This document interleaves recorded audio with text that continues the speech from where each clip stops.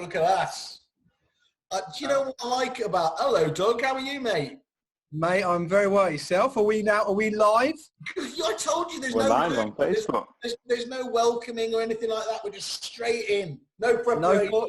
No foreplay at all. May I say, Mr. Whale, you, my friend, are looking resplendent as always. And you take the branding thing to a whole nother level, I must say. Don't try and butter us up. I'm going to hit you with a hard question still. Okay. What did you just call it? No foreplay. That's a great name for the show. It is, isn't it? We should rechristen that as well.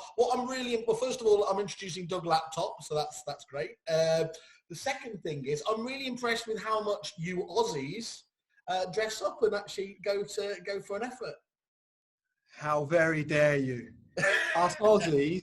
Yeah. Well, Simon, may I also say, doesn't it make a pleasant change seeing each other, not at a Champions League final? So we should explain this, Dave. You think that this is all down to Eric and that I'm here with this thought leader. Literally the last two times I've seen it has been absolutely mullered at the cup final because Doug is a famous Liverpool fan as well. So really? Yeah, so we've had some... He's the other one. We've had some lovely moments. Well, you think that there's nothing worse than a smug Liverpool supporter. I'll correct you. There is something worse than two smug Liverpool supporters. in the real estate business. So Doug, yeah, I know. Doug, your accent isn't particularly Liverpudlian. How do you end up with such a crap football team? You know what? It's funny. When you're about 4 years old and you decide who to support, you either listen to your old man or you just decide to pick the team that's winning at the time. So as a child of the 80s, it was the latter opposed to the former. Yeah, Doug, you don't need to apologise here. David, we've paid our penance. It felt good when we were 10 and 20. For the last 30 years, we've done our dues, if you'll forgive us. Look, can you see, Dave, can you see how relaxed, and I've noticed this about a few of the guests that have come in on, and they're all expecting a nice sort of cheesy chat, just fireside relaxation with ourselves. And I don't think that's right. I think we should be putting them on edge. So Doug's coming here expecting the easy questions, but all right, okay. I've got something I want to put to him first of all, Doug. You're a stranger in a strange land, aren't you? Well coiffed, obviously looking the part, thought leader, everything a little bit just too good. You've got the double alliteration as well, haven't you? Well, I've got a little theory here, so let me just share my screen with you. You are indeed the Batman.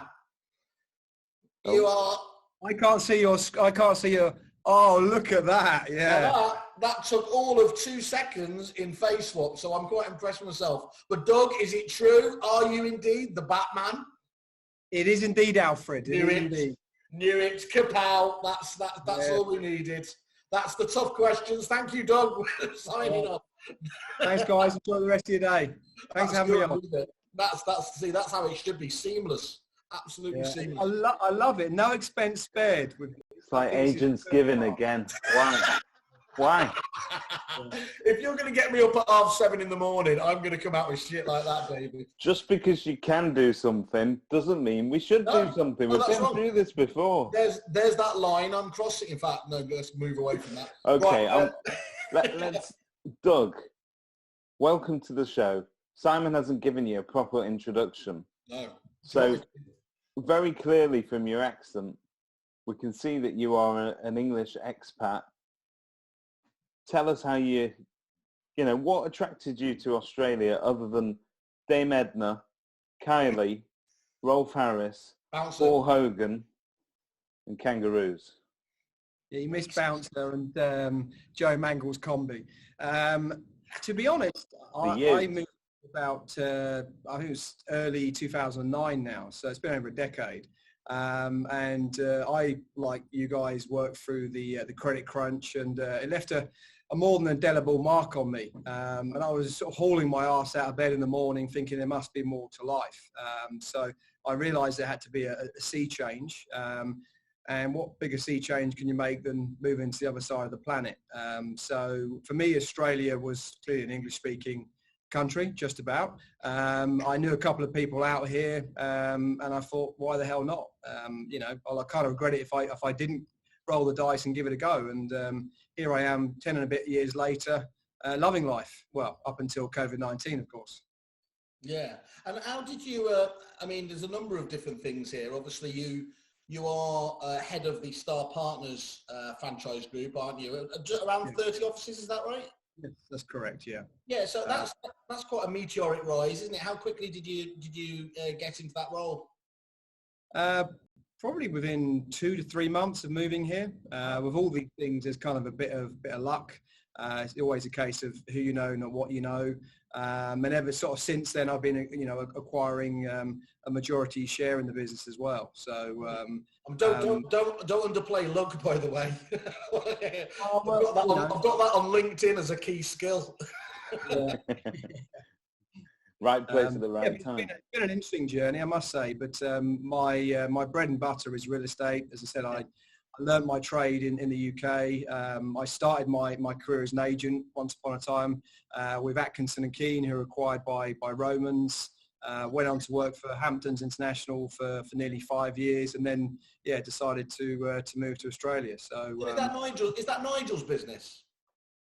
Nigel Keane and Tim Atkinson, yeah. But do you know the way, just to tie this back, all this origin story, do you know Nigel was I think he was at both cup finals, because he's a amateur professional photographer, which I didn't know about. Oh, really?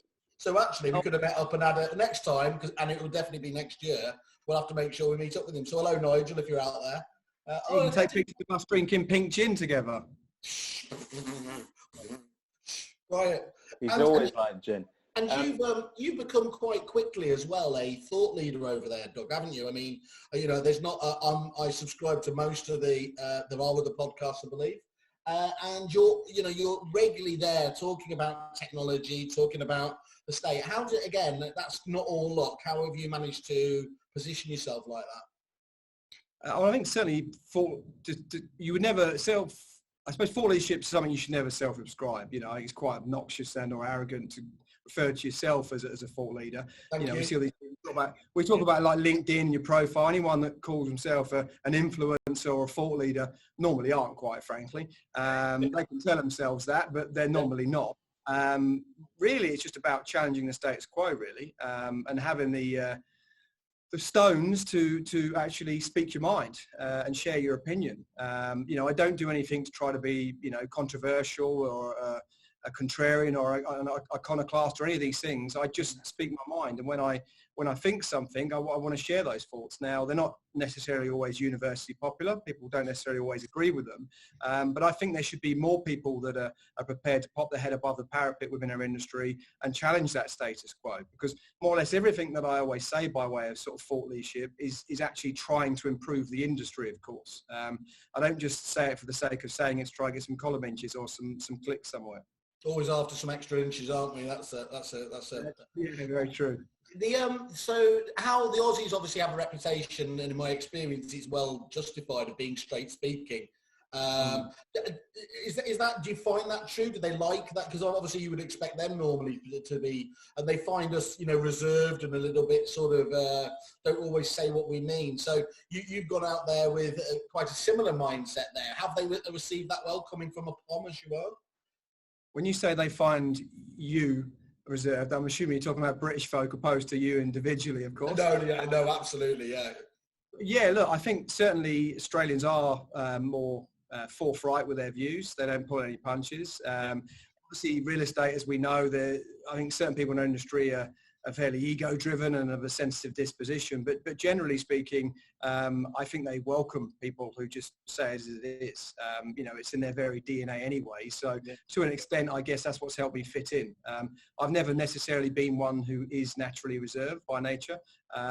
And generally speaking, for the most part, I've been quite well received here, of course.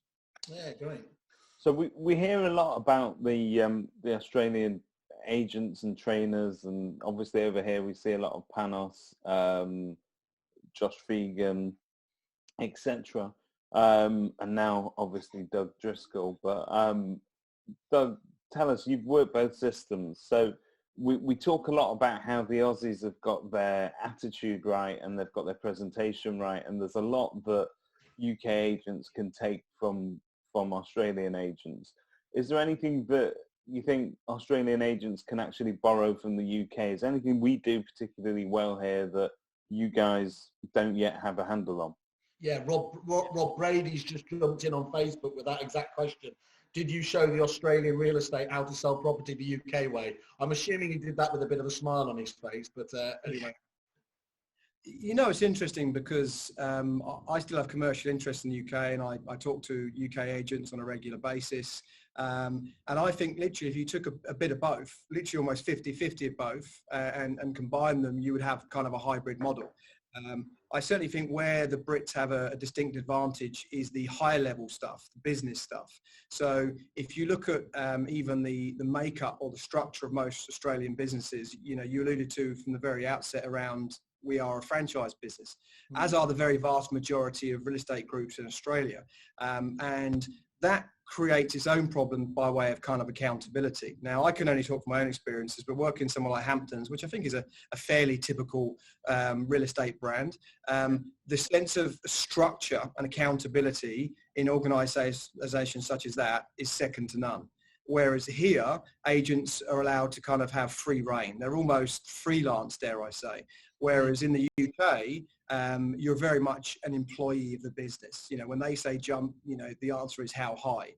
So you have very rigid and robust KPIs, and everything then has its place. Whereas the typical real estate business or real estate office within Australia, you'd obviously have the principal, the head of the business, who is typically a listing and selling agent themselves, but they won't have the same level of commercial or business acumen or structure. So I certainly think the British model is one that's far more structured and, dare I might say, far more business-like, whereas the Australians excel by way of their entrepreneurial flair. You know, again, they're not backwards at coming forwards. They get out there, they get their hands dirty, you know, because they then are essentially businesses within businesses and their personal brands. I was talking to a mate of mine, shout out Craig Butler, if he's watching. He was telling me the other day that a lot of the businesses there don't even allow agents to kind of even have their own Instagram profile, Facebook presence and stuff like this. You know, if you were to say that to an Australian real estate agent, they'd look at you as if you just landed from Mars. But that's because you've got a difference between sort of personality branding and the company branding. So I think what we do here is we tend to heap it all on the actual main brand. I mean, some of us wear branded hats and branded shirts every single day. But on the whole, I think UK agents tend to talk about the company that they work for, and we see it as a threat when an agent gets too big for his own boots in his own right, and people start to, rather than say, oh look, there's Normie & Co, my company, they'll say, oh look, there's David Mintz, by the way, he works for that company. So there is a shift now in the UK to try and sort of focus more on what we call personality branding. But that's something that you guys there have in heaps, don't you? Yeah, and I think you just articulated it far better than I just did, by the way, but you're spot on. At the end of the day, there's research now coming out of major organizations. In fact, one of the large business schools in the US published a report recently saying that consumers now are something like 78% more likely to trust an individual opposed to an organisation. And I think that's where, for me, the UK has been very, very slow. At the end of the day, you've got someone like Hamptons. I think they were formed in 1880 something. A lot's changed in that time. You know, obviously what you don't want necessarily is experience. And we always would hang our hat on experience. You give me enthusiasm over experience all day long, you know, because the world has changed. The game in which we play in has changed dramatically. So we hang our hat on, we've been around since 1880, whatever it is. Who cares? You know, how's that going to help sell my property, living in yesteryear? So for me, it's about now enthusiasm, having the drive, the ambition, the contacts, all these different things. But I'm amazed how slow the UK industry has been in terms of picking up on the personal branding piece and creating these kind of mega agents, because the opportunity is there. There's no question about it. And for the business owners, you talk about that, and that's interesting, isn't it? Because actually, I think little has changed. Certainly, the sales process in the UK doesn't seem to have changed since those days, which is obviously feels pretty archaic when you look at your system there. Just looking at that individual branding, there's a website that's very prominent over there, isn't it, called Rate My Agent, which again is is a review site, but it's much more focused towards the individual, isn't it? It is. I mean, essentially it's a testimonial platform because the agents have the ability to pick and choose which reviews they upload. And I've yet to see a negative review. Nonetheless, agents, surprise, surprise, agents love it. Absolutely love it. And Can I ask you another question then? I mean, where you've got sort of personality branding, there's obviously an opportunity there, if it's handled badly, for that agent to go rogue and for the message, for the group company structure, if you like, to be very different from branch to branch or agent to agent, depending on what they're choosing to put out there. So how do you, as the franchise holder, how do you sort of get a handle on that? So that's a great question because I can only talk from my own experiences. I was someone up until about 5 years ago that was kind of not fighting the agent profile, but not necessarily embracing it. And then I suppose the road to Damascus was I was thinking, well, losing battle, you just need to swallow your pride and get on and do it. So now our job is to help facilitate that process for them on an individual basis. And part of that is giving them some fairly rigid guidelines around what they can and can't do. So us as an organisation, we create all their marketing for them. So as a head office, if they want anything done, whether it be through social media, through letterbox drops or some digital campaign, they come to us and we create it. But by creating it, we also control it. We have a 100-page document, which is like our style guide, which is like a vita mecum, if you like, and that spells out clearly what they can and can't do. It obviously talks about colours, it talks about fonts, it talks about styles of literally everything, anything and everything, including what they wear and how they present to the customer and all that sort of stuff. Yeah, I mean, obviously there's an extension to that where we've got volumes of different things around scripts and dialogues. But in terms of public-facing paraphernalia, we are very, very clear on that. And we also have to then police that stuff as well. And that's pretty easy to do nowadays because you can set up alert systems, and every time you're ever mentioned on social media or on the internet, we just get an alert every day, and then we have to go back and say, sorry, but you're strayed from the path. This is the way it should be done. But our model is one where if we create it, we can control it. But if we're creating it, it's a free resource to our agents, you see. And why would they go anywhere else and pay a second fee for that? It doesn't make sense. Yeah. Okay. Yeah, just on that, that's not entirely normal though for the franchise groups, is it? What would you, Yes and no. I mean, a lot of them no, because they see it as an extra, I suppose, resource or expense, but I prefer being able to sleep at night knowing that obviously our brand integrity is upheld and maintained. So about 5 years ago, that's why we went, you know what, we're not going to charge anything for this, we're going to encompass it within our fee, and that way, as I said, we take back control of our brand, and we've got 350 people that pretty much work for the organisation, and pretty much each and every one of them know the way in which the brand and the message should be manifested to the public. So it's not actually as difficult as you think. So those 350 people, so typically speaking, when you're looking at sort of franchisees, what are you looking for? What do they have to bring to the table? Is there a buy-in? Is there a skill set that you're looking for? Or are you looking to sort of take somebody, nurture them and build them in your Doug Driscoll image? I think there's a combination. There's the je ne sais quoi, if you like, of certain people.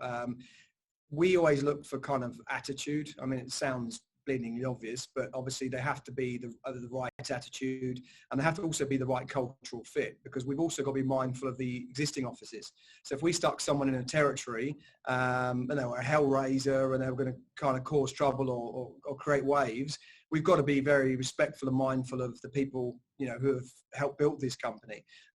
So I suppose that compatibility within the group is the first thing, but then it's about attitude. But conformity is massive as well. So obviously one of the things we spell out from minute one is around adhering to and abiding by the style guide and the way in which we do things.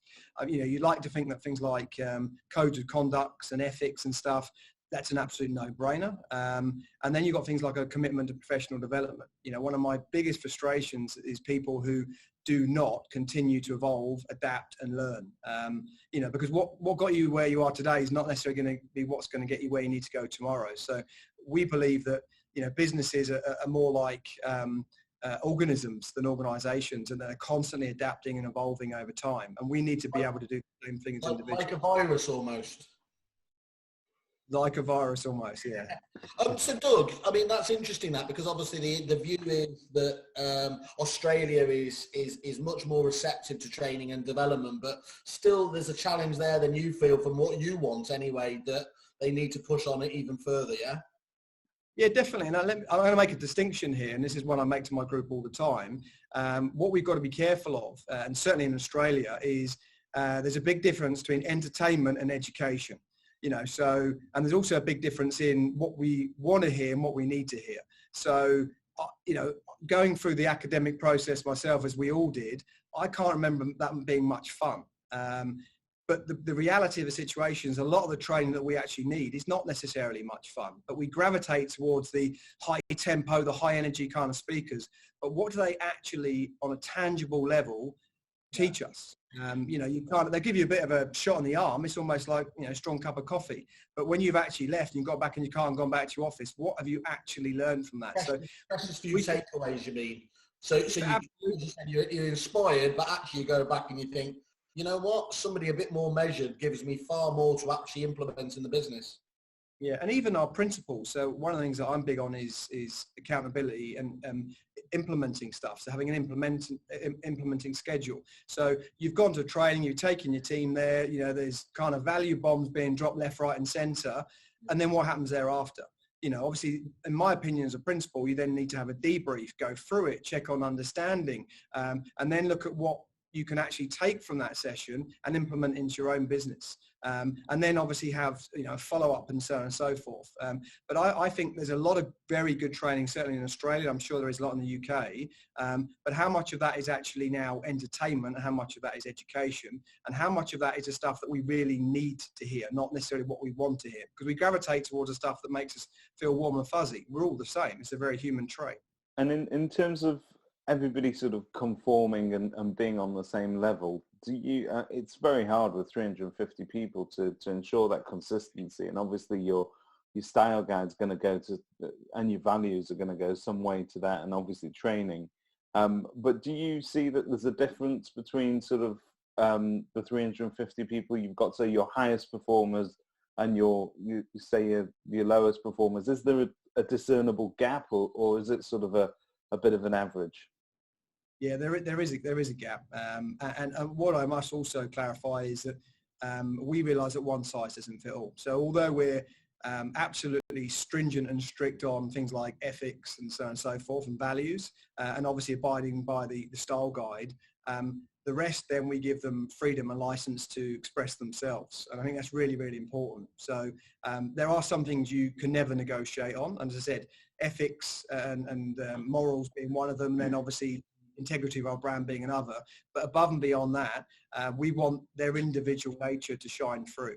And you're absolutely right. There's a disparity between kind of top and bottom. And don't forget, we deal with real estate professionals. That isn't just salespeople. We deal with you know, as many property managers in our group as we would have salespeople. We've got admin staff. We've got strata management. We've got commercial. We've got industrial. And they're all very different animals. So we can't treat them in the same manner. And start for people in the UK, that's essentially block management, isn't it? Yes, yeah.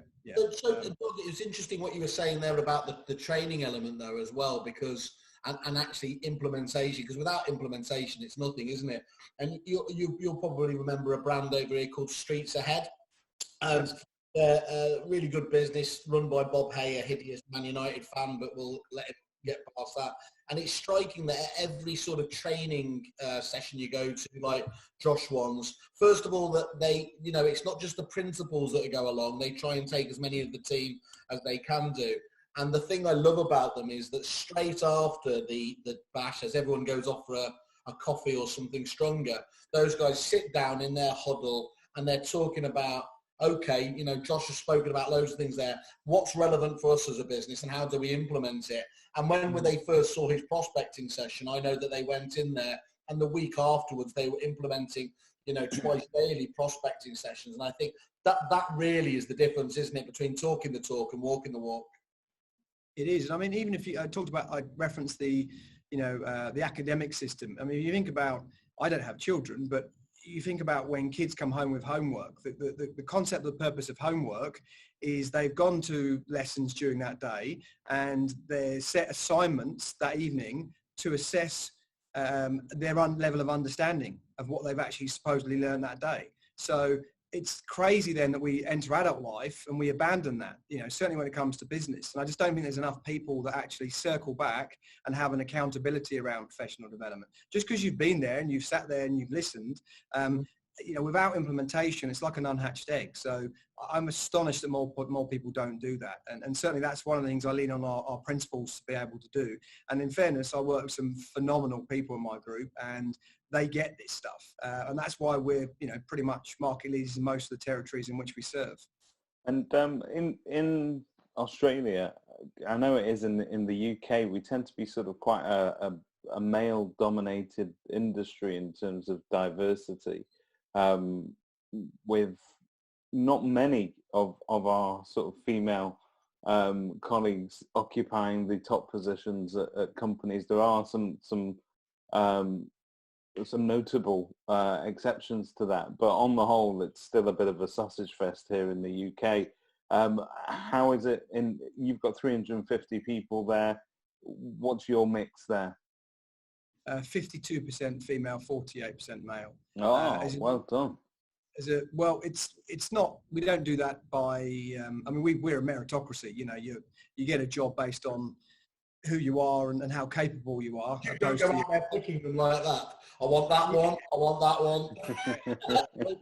The plumbing is irrelevant when it comes to recruitment as far as I'm concerned. But even if you look at the industry, give you some numbers for Australia. If you look at the last census, there's 110,000 real estate professionals, and it's pretty much, again, split straight down the middle. However, when you delve deeper into that, you look at salespeople, it is, as to cite your quote, it is still a bit of a sausage fest here as well. And again, most of property management typically is female. There still aren't enough, prolific female salespeople. Having said that, there are a few. I often think that a lot of women actually make better salespeople because they're more empathetic and they actually prefer to listen opposed to listen to their own voice a lot of the time. Yeah. Even in leadership positions, again, it's still a problem here. But it's starting slowly but surely to get better. I think, you only have to go to Fee Blaney's going to be on at some stage, and she runs ARPM, doesn't she? Which is essentially the property management version of AREC. And you're struck at that event. Again, it's almost like it's gone completely the other way. It's like land of the Amazons. It's very clear that this is an industry that is very attractive to women, and they're not just doing lip service. They're out there punching their weight and more so. And I suppose it shows probably our view over here that we're a little bit surprised by that. Well, I think also, without trying to ingratiate myself to the fairest sex, I dare almost say that women are better problem solvers as well, more often than not. And let's face it, property management is all about problem solving. That's probably one of the reasons. Obviously, I think females typically are more patient as well. And again, a trait of a good property manager is somebody who's not just a problem solver, but somebody needs to be patient. But there is an obvious divide, and I dare say the same thing exists in the UK. And it's one of these things where it's got to happen almost naturally or organically, and we've all got to remain open-minded. And I say recruit on ability opposed to gender or ethnicity or any of these things. Yeah. So you mentioned that obviously you arrived in Australia after the 2008 crisis here. And then obviously every crisis shares some similarities in terms of its economic effects and so on. You guys seem to be relatively unscathed when it comes to the resounding effects of the virus on the industry, which over here seemed to sort of put the brakes on overnight, and we had to adapt to serving people from our homes. But you guys have been luckier than that. Are you, as a Brit, particularly impressed with the way that Australians face up to challenges like that? Yes, but I think, again, every country is dealing with this crisis in different ways, and every country is obviously being impacted to varying degrees. I mean, for me, I find it heartbreaking to see what's happening in the UK at the moment and how hard they've been hit. And I don't think Australians understand just how bad it is in most parts of the rest of the world.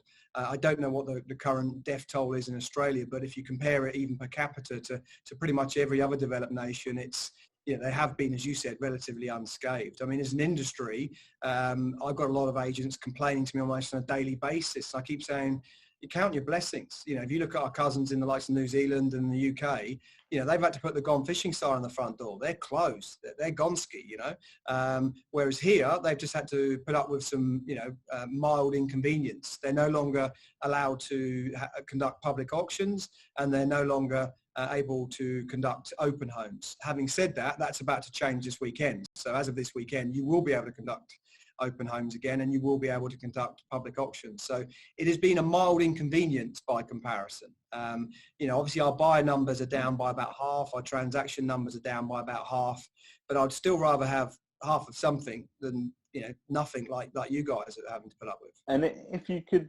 you talk about public auction, and obviously over here a lot of what we do, the majority of what we do tends to be sort of private treaty. The public auction, the live sort of auctioning a house outside somebody's house in their front yard with all the neighbours gathering around, it's an absolute spectacle, and Simon referred to it as sort of street theatre almost.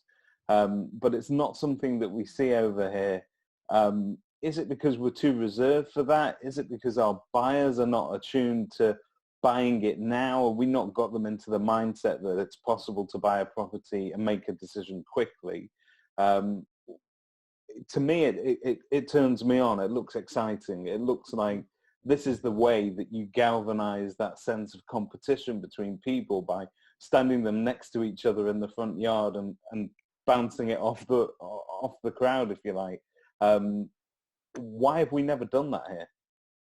I think because certainly in the UK, my time there, it was almost only ever reserved for distress sales, so bank foreclosures. In fact, sorry, it's not, what do you call them in it's not foreclosures, you call them in the UK? Repossessions. Repossessions. Geez, I've been over it too long, you see. So where houses repoed, you might see a public auction, but the mindset in the UK is just that. Like, auction is kind of very much worst case, and there's always kind of a cloud that surrounds that particular transaction, and normally it's something to do with debt or debt. Simon's absolutely spot on. There is a sense of theatre around auction here. We were having this conversation as a leadership group only today, and I was actually saying though that I find the whole process almost very old school. I'm amazed it hasn't evolved to being kind of online. Something tantamount to kind of an eBay system where maybe they have 7 days, they can register by their 100-point identity check, they can pre-qualify finances, all that kind of stuff, and then there's an end time.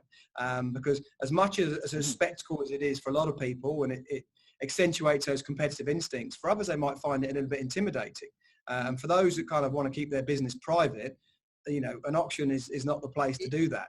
It absolutely is. I mean, there's one thing they struggle with over here, knowing some of our auction partners, when they've done in auction rooms, they are almost solely a male preserve full of testosterone, and they really struggle, to get that out, to change that. I think what's interesting over here, though, is actually what's the story and the focus the last few years has all been about, the online agents, the Purple Bricks of the world, seizing market share, being the disruptors. What's gone almost unnoticed is that, auctions over here, by doing it still in that traditional sense, has crept up, and what they call the more modern way of doing it, up to about 8 or 9%. Which is, is bigger than the onliners, certainly now in terms of the market share and everything else there. And I think you're absolutely right. It has been seen as being for the distressed, or perversely for super top end stuff like castles and everything else, hasn't it? But I think there's people out there like SDL, Louise from SDL, hello out there. We've got Jamie and Ben from I Am Sold. And I think what they've done is, you know, they've sort of jumped, you know, things evolve and they don't always go linear, do they? They're jumping towards that online eBay style tools. I know both of those businesses are experimenting, and as you would expect, have been very well received during this lockdown process. So I think that's really interesting, but I think it would be a shame if somebody didn't give it a go, you know, to get that, because there's definitely a niche there to be able to crack that, again, for the right personality. Yeah, well, it's interesting because I'm a lone voice in that. You know, I mean, what I often get told is, oh, I don't understand it, whether it's a whole, you're a pond mate, you know, you don't get it. It's ingrained in Australian fabric and society and all these different things. But I just look at it and I go, I personally love the theatre of it. But as I said, for everyone that is sort of driven by that and turned on by that kind of adrenaline, there's somebody else who probably is intimidated by it. And I think that process doesn't need necessarily some peacock stood in a front yard, you know, yelling and being the centre of attention. And I actually had someone challenge me about it the other day, and I love it when people challenge me, by the way, and they were going, oh, mate, it would never work, you know, it can never be just online. And, you know, I dare say that there were people 12, 15 years ago in the poker industry talking about taking poker online, and everyone went, nah, mate, forget it. You know, you got to be around a table, you know, you got to read the tells, body language and all the rest of it. And last time I checked, online poker now is bigger than mainline poker, and it's a multi-billion-dollar business. So that is the way we're going. And one thing you cannot do is fight progress. It's just obviously how quickly you get there. That's the thing. Yeah. And in another area as well then, Doug, one of the things, you know, we have had a lot of the Aussies come over here and talk, obviously, at various events. And they, obviously, everyone's very jealous of you know, those rock star agents. What's been an interesting backstory to that, though, is all of those guys, you know, have gone and seen places like Foxton's at Chiswick Park. You mentioned Romans earlier. They've gone there. They've looked at Romans Direct, and they have come away with their minds blown about that, you know, that centralized function there. And more specifically, the call center, the prospecting, the client services department, which they say just doesn't exist in that, you know, to that degree in Australia. To what degree do you think that is a potential for the Australian market, or do you think it's always going to be, you know, an individual skill, as it would be with a, you know, a James Tosterman or Alexander Phillips or anything else like that, or is there room for both? I think there's definitely room for both. And those kind of ancillary services, again, we were only talking about this a few days back as a leadership group. I was saying about in this crisis, there are so many opportunities by way of what I refer to as low-hanging fruit. So things like mortgage referrals. You know, when I'd work at the likes of Hamptons, mortgage referrals were part of your KPIs. You know, you had to ask the question, and guess what? If you didn't ask it frequently enough and get enough leads, you'd lose your job. Here, it's kind of maybe, you know, and what I think agents here don't realise is by just asking that one simple extra question, clearly it subsidises their income and can do to the tune of tens of thousands of dollars every year. Insurance services, utility connections, it's all low-hanging fruit, and these are all opportunities that are being overlooked. And that's where the UK is streets ahead. Because don't forget, a lot of agencies are owned by lending institutions, you know. So obviously a lot of the agencies, I don't know if they still are, but they certainly were when I was there. And all that the banks saw agencies as is a conduit, you know, because they just wanted just to have them as a conduit to be able to get to the person to be able to sell them a home loan. And I think, like I said, there's so many of these. And what's the reason for that? I mean, as you said before, the Aussies have got this sort of attitude that you know, they're not afraid of anything. They're not shy about coming forward at all. So obviously asking the question as to whether somebody's got a mortgage or whether they need an insurance referral, whatever it may be, is in fact the reason that they're not asking those questions, because the fees that you guys earn for selling a property are high enough not to need you to live off the extras. Whereas here in the UK, famously, we've in some cases chased ourselves closer to the bottom, and therefore we're having to fill a gap that we haven't got. You're absolutely spot on, and that is probably the main reason. Again, it's worth talking to your audience around the remuneration if they're not already familiar. I don't know if much has changed since I was in the UK, but essentially your OT is kind of 60-70% salary, and then there's obviously bonuses and commission on top of that. Here, the general rule of thumb, and I am being very general here, is that the agent would typically earn on average about half of the commission. So if it's a 20 grand com, there's 10 grand in their skyrocket. That's quite considerable and a hell of a lot of a bigger slice of the pie than what a UK agent would get by comparison. So when you're making that kind of money from a sale, you're right, maybe there's a bit of complacency that creeps in. It's difficult to know why, but I think also it's a cultural thing. As I said, if you look at a lot of these lending institutions, when they acquired real estate businesses in the UK, they did see it as a means to an end. And then agents there, again, they're told to do something. Whereas here, again, they can kind of come and go as they please. There's far more of a freelance approach to it. And some of the names you mentioned earlier, Simon, those people are freaks. You know, if you look at the numbers that they do, and I'm sure that they're not, shy in telling people, and when addressing UK audiences, they are telling the truth. They write ridiculous numbers and earn, excuse my French, but a shitload of money. So it's a very, very different marketplace, certainly for agents on the front line. But I think that's interesting because actually you've still got people like Dean Mackey, for example, fantastic agent, isn't he? Not dealing with the sort of middle part of the market. And he's been, look, you're not going to convince $500,000, an agent who earns $500,000 or $1 million rather, to spend time on a few $100s for a financial services referral. But you don't have to, do you? Because those client services, you're paying people at 50, 60,000 Aussie dollars, and that's their job to work through the database and obviously see if there's, see if there's opportunities. And he felt that was the blend that he could get that in place. And I remember distinctly, I saw on one of the headlines that John McGrath was talking about he was envious of Countrywide. You don't hear that often much these days.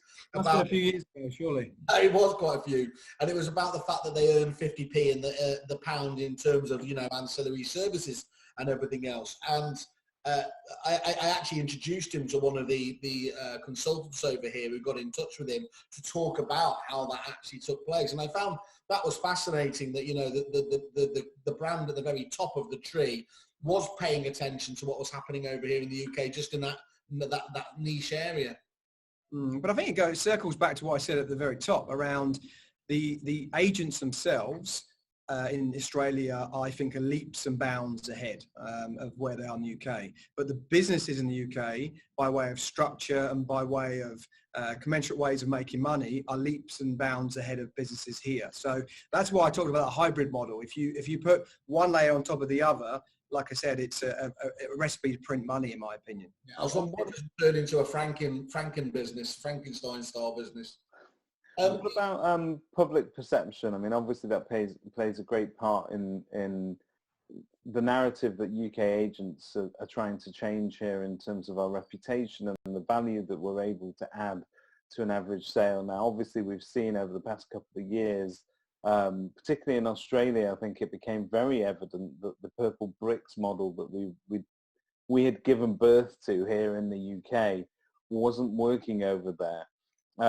Now, one of the reasons why it does work or did work in the UK is that estate agents had a very poor rating in terms of public opinion of trustworthiness and the value that they bring to the table. So a cheap online alternative, which we all knew wasn't going to get them necessarily the best price for the property, it emerged and it did particularly well in a certain environment. It really thrived, and it sent, I think on the whole, it sent shudders right through the industry here. Now, what that meant was that UK agents had to up their game to prove their worth to the public and to show them that they do actually care, that they're great human beings, that they are part of the community, and that when you're selling your single biggest tax-free asset, we're able to add an incredible amount of value as well. But Australians have got a different culture. I mean, property and property investments very much in their DNA. It's something that everybody's encouraged to sort of gravitate towards. But the average public perception of whether or not an agent is worth the money that you're paying clearly must be better, because you guys saw off purple bricks within a matter of months. I think part of Purple Brick's rollout, well, not part of, I think the main reason they failed is their rollout strategy was all wrong. They were very unfortunate with timing as well. I would love to say to you that the industry here is held up as a bastion of responsibility and a pillar of community. I think the last research suggested we're the third least trusted profession after, I think, traffic wardens or used car salesmen and politicians or something. So we have the same issues as what you do. I guess the difference being, however, is we spend more time and effort in actually reaching out and trying to connect on a very authentic sense with the community. Typically, I find that agents are either begging or bragging when they're trying to approach the public, and that's an issue. You know, one of my mantras that I share literally every day almost is relationships are built on information, not promotion. You know, so stop putting your hand out and asking for the business and having that sort of smelly commission breath, and just start giving back all the time. Provide information, provide value. And then it boils down to the rules of reciprocity. You know, if you keep providing information about the local market, the local community, things that are relevant to your consumer base, eventually they're going to come back based on those rules of reciprocity. So I think it's really important that agents continue to communicate, because at the moment they're very marketing driven. You know, it's constantly promotion. That's not what people want to see or hear. That's not where they derive value. You know, we need to start talking to people about stuff that they are actually interested in. It's not rocket surgery, as they say. It really isn't. And Tom Panos was on the show the other day, and he was talking about, let's be honest, do you think many of these top guys actually, you know, sit on the phone prospecting, because they've moved into that attraction agent element there as well, isn't it? And if you keep putting it out there and you keep obviously delivering the numbers, people will naturally gravitate as well, won't they? And it changes that whole ethos. It does, but you know, again, those elite agents, what most people don't see is the hard yards. You know, they don't see the blood, sweat and tears. And I think as an industry, certainly more so in Australia than UK, we don't do ourselves many favours. You know, so you rock up to an open home on a Saturday wearing your Italian Freds and driving your German sports car. You know, you sort of swagger into the property. That's the perception of real estate. What the public don't see then is the other side of it. They don't see the 15, 20 years that have got you to that point. They don't see the, 11-hour work days. They don't think about the weekends spent away from the families. And I think we've got it all wrong, because we project that first image, whereas actually what we should be doing is projecting the second one. But unfortunately, that isn't as slick and sexy, is it? I don't like that, Doug. To be honest, I'm not interested in the hard yards. What I want to do is I want to go for the glitz and glamour. And I wanted to ask you about this. We had James Trimble on the other day, and he mentioned that the REB Awards came out with the top 100 agents on there again. Were there any shocks in there? Did you see the list? I haven't actually seen it, no. I mean, obviously, Starr Partners and myself personally, we're multi-award winning at the REB Awards. I didn't want to mention that, of course. I'll say this to you guys because you'll understand it. I'll use a Brian Cloughism. I wouldn't say we're the best real estate group in Australia, but we're definitely in the top one. I couldn't say that in Australia because they would never fog it's what I'm on about. Well, you're lucky we just got no viewers at all anyway, so that's good. So just on that, I mean, you've been kind enough. You took us. Yeah, now Aussies are always really generous, actually, in terms of inviting you into their businesses. After ARIC, they'll take you around.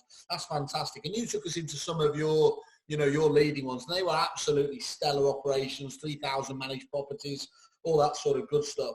One of the things that was jumped out at us, because at the time, if you remember, Repit were looking at opening over there, was we couldn't get our head around just how many disparate systems, and we were looking at obviously CRM in that state of space, but it wasn't unusual. I mean, it was in almost 100%. It was 100% of agents almost had a separate system for sales, separate one for property management. But in one particular business we went into, they had 4 different CRM systems. They had one that did the newsletter, one for sales, one for property management, and then they kept, I think, Rockend, the old version of Rockend, because they liked how it did the letters. How is that changing? And how does technology sit, do you feel, with the Australian agents? Well, it's interesting again, because that dovetails into what I was saying earlier again as well, because what you'll have is you'll have these superstar agents who go, no, I don't like that system, I want this one instead. And they're almost the tail that's wagging the dog. So they're dictating to the principal, whereas the principal should say, nah, this is what we're using and this is the way it's done around here. But that's very difficult to do that when you're talking about recruiting potentially $1 million agent, of course. You know, you need to give them the kind of the freedom, the flexibility, otherwise they ain't going to come on board in the first place. But I think in the last probably year or 2 years, we've seen exponential uptake in technology in the Australian real estate space. I mean, exponential. A lot of people now are starting to realise that they can't use 5, 10, 15, 20 different tech platforms because it's actually inefficient. And one of the purposes of technology in the first place is to enhance efficiency, is it not? You know, so I think we're getting wiser and smarter. I always say that, you know, you should make technology your servant and not your master. And that's really important as well, because a lot of people sign up to all these different things because guess what? They try and keep up with the Joneses, but are they actually making a purposeful difference to your business and to your bottom line? In fact, one of the things that you inspired me to do, Simon, was you sent me some slides from some research you did for Kerfuffle. Bit of a plug here for you guys, obviously. You are now worldwide, of course. And I think the average, you said that the average people that you surveyed, they had about 21 or 22 different sort of tech platforms or plugins. 20. They thought they had 14, and actually it was 20 in the end of the day, which was staggering, you know. And that was just estate agency, real estate suppliers, so not things like electricity, cars specifically there. And it's interesting. I will try and run that research in Australia. I would be surprised if it wasn't more technology was being used there. 21. Starr Partners is 21. So I did a bit of a straw poll across maybe a dozen offices because that really intrigued me. I'm like, nah, he's got that wrong, surely. And lo and behold, it's pretty much an identical number. A broken clock, and I said clock, is right twice a day, Doug. Yeah, that's so true. And you know what's interesting about this whole COVID crisis? One of the things it's forced us all to do is start looking at the nuts and bolts of our business, and not just about where we can save money, but actually analysing what we're using or utilising, what we still need, what's still relevant, and what we can cast to one side or upgrade. So one of the things, because we all talk about, the opportunity of this COVID-19. I hear this all the time in Australian real estate, you know, but what does opportunity look like? And one of the things we've looked at is the connection economy. So connecting with as many people as possible in a very purposeful manner, both for now and as we move out of this, and also around the tech play. You know, how can we now utilize technology to be, again, our servant and not our master? And, you know, a lot of our businesses now are looking at different tech platforms and going, well, they're now irrelevant, you know, because old ways don't open new doors. And they say some of those tech platforms are now kind of looking like they've got a few grey hairs. So you're saying that kerfuffle is needed over there. I don't bother saying it. I'll just edit into what you say afterwards. Okay. Kerfuffle is coming, my friend. Don't worry. We're sending you Simon Whale. You can have him. Yeah. The deal. Yeah. So look, we've got quite a diverse audience, and obviously we've got a lot of business owners, and to them your franchise model will be very interesting, because here in the UK there are waves being made by agencies like sort of Keller Williams and so on, where you've got people that it's that they refer to it as the self-employed model, but I think it's probably more your traditional sort of Aussie style franchise model, where the agent themselves takes on that brand, but they are very much their own boss. They generate their own sort of income, and there's a move to that over here, and it's seen as giving people a little bit more flexibility, but obviously keeping that brand ethos is everything that they put their time and money into. I remember after 2008, if you were looking at opening an estate agency or getting any kind of bank funding whatsoever for anything to do with property, say between 2008 and 2010, none of the banks were talking to us. They didn't want to know, and that's really what constipated, if you like, the funding to the property industry, certainly from an estate agent's point of view. What's the banking structure like there? Do the banks look at a real estate business and go, yes, that's something we should be nurturing, or is it seen as being very much kind of one of a number? I think the banks here are kind of the envy of the banking world, really. Ironically, obviously with this COVID crisis, because they're so liquid and got such big cash reserves, they're thankfully able to give people a lot of license to be able to defer payments and bits and pieces. But in regards to the real estate sector, again, they're very, very sophisticated over here. So banks look at the rent roll as the asset, as I'm sure you're aware, and rent rolls change hands over here like all the time, almost every single day. And we've kind of commoditized that more than perhaps what you have done over in the UK. So when banks look at maybe lending by way of startup funds, obviously as long as a business plan is robust and as long as there's a component in there around a rent roll, they know that if they need to seize control of the business and take that security, there is just that, there's security there. So when you say rent roll, we're talking managed properties? Yeah. Managed properties, okay. Yeah. And then the way the banks value them here, they'll have a multiplier. So say in somewhere like Sydney, the average in Sydney is about, so for every dollar that the property makes annually, there's a multiplier. So the value of that property, if you were to sell it, would be about $3.80. So every dollar it makes, the value would be about $3.80. And that's the average about across Sydney at the moment. There are some that are over $4. There are some at about $3.40. So sorry, just to clarify there, that's what if a rent roll is exchanging, it's at almost three times the value of the rent roll itself. Nearly 4 times, yeah. So the income. So if say simple maths, if you said it's $1,000, then the value of the actual property, if I was to sell that management to a competitor, if it was bringing it, say $1,000, then they would buy it for 3,800 or something. Similar here in the UK. Doug, I mean, over here, and obviously it's looking at turning into a bit of a glut. It's actually just gone up a little bit before the oversupply starts happening.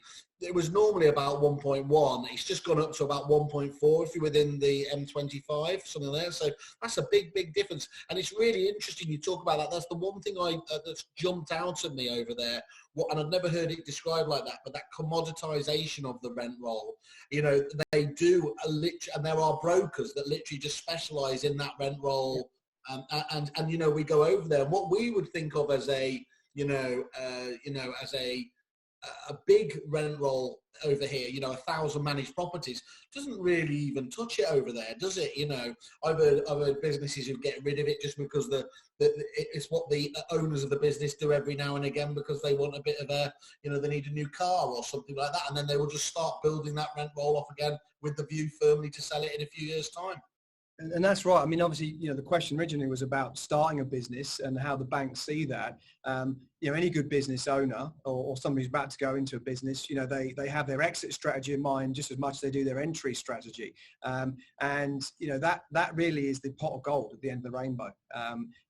They rely on that, and you'll find that they're as aggressive growing that as they would be in terms of actually trying to create and generate sales. But it is definitely commoditized. And there are, as you said, dozens of different brokers out there who are trying to sell hundreds of rent rolls across the country at this moment in time. And so when these rent rolls are sort of traded, and if they're being traded in the sort of volumes that you're talking about and it can change from day to day, what sort of disruption does that cause to the actual tenant? So one minute I've got Doug managing my property, the next he sells it on to Simon, sells it on to David, and our management styles could all be very different. Is that something that the tenants over there have to put up with quite a lot, the sort of changeover? No, not really. I mean, for both tenants and landlords, more often than not, it's quite a seamless transition. Because it's such an accepted or custom practice over here, there's all manner of documentation and scripts and dialogues and processes that are kind of almost in a box that you can just obviously implement and roll out. So I have seen those transitions done very, very poorly, but probably 7, 8 times out of 10 in a typical transaction of that kind, it will be done fairly well. The other thing as well, talking of banks, is don't forget that when you've got a rent roll of a reasonable size, you can obviously borrow against it as well. So the banks will actually lend you money against your rent roll security. So a lot of people here, they might build up a rent roll to about, say, 500 properties organically. They can then leverage that to be able to release equity to then go out and buy a rent roll as well. So it really is far more commoditized here than what it would be. Very interesting. Terribly conscious of time because I'm sure you've got better things to do. But before you go, you I'm going to pretend you didn't say that, right? So before you go, you've obviously made that move from being in the UK to Australia, and we've jokingly alluded to this with all our guests from Australia, that every English person watching these things, they first of all, yes, we are very much enchanted by the Australians. We love the fact that they're very frank and upfront. Who doesn't like being shouted at by Tom Panos? It's, it's fun. But when you get past all that bluff and bluster, obviously you've got fantastic weather, good-looking women, cheap beer. Why shouldn't I be moving to Australia? And in effect, how difficult is it for a Brit to go out there in the property industry, get a visa, get a job? Is it simple or is it a nightmare? It is difficult. When I did it, I felt a bit like Dick Whittington, minus the cat, of course, because Australian customs are quite strict. But it's yeah, I mean, I don't know what the current, obviously criteria is around sort of visas and so on and so forth, but it isn't that easy. And obviously the reality is at any one time, and the same thing would apply for the British government, they're always looking for skilled workers. So it depends what's kind of on that list. Some years it's kind of people in construction or hairdressers. Other times it might be, real estate professionals. So it depends what's on that list. It is a big undertaking. You'd have what's called a 457 working visa, which means you're on sort of 4 years. And then obviously after that, you can start applying for permanent residency. And thereafter, you can then start applying for citizenship. I'm not actually a citizen. I'm actually only a resident. Look, I still carry my bow of burning gold and have my arrows of desire. It was Cecil Rhodes that said that when you're born English, you won the lottery of life. So as much as I'm very grateful for everything Australia's given me, believe you me, I'm still a Brit at heart. You're still eating Marmite. You haven't gone to Vegemite, which is a disgrace. I try telling that here all the time, but yeah. So I'm still, take the boy out of England and all that. But to answer your question, it is actually quite challenging to be able to do that, because typically, as I said, that list of professions, real estate very seldom appears on that. That's why there's so few Brits in Australian real estate.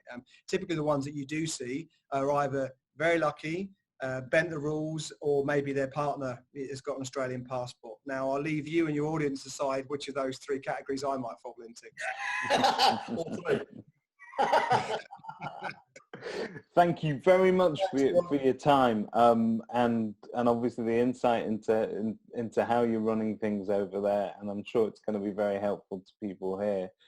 If you could leave us with one top tip for any agent at any stage in their career, go for it. Inspire us. I think actually I mentioned it earlier. I mean, I could start quoting God knows what for God knows how long, but I think it's about understanding your role and understanding that, again, relationships are built on information, not promotion. I think that's absolutely imperative. Just give, and you will eventually get. That does it for me. Perfect. So an uplifting moment to leave. See, now we've got that awkward thing that we all have at the end of Zoom chats where we all go, bye, and do that, haven't we? And we're all trying to find where's leave.